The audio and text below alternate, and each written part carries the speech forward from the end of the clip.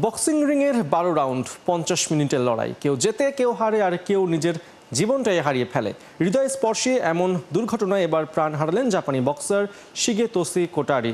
2রা আগস্টে টোকিওতে ওপিবিএফ super featherweight টাইটেলে ইয়ামাটো হাটার মুখোমুখি হয়েছিলেন কোটারি। তুমুল প্রতিদ্বন্দ্বিতাপূর্ণ বাউটে কেউই কাউকে হারাতে পারেননি। রেফারি ম্যাচ ড্র ঘোষণা করেন। এ সময় কোটারিকে কিছুটা অস্বস্তিতে দেখা গেলেও হেঁটেই রিং থেকে বের হন। তবে ভেন্যু ছাড়তে দ্রুত তার শারীরিক অবস্থার পরিবর্তন হয়। হাসপাতালে নেওয়া হলে সেখানে ইমার্জেন্সি ব্রেইন সার্জারির সিদ্ধান্ত নেন ডাক্তাররা।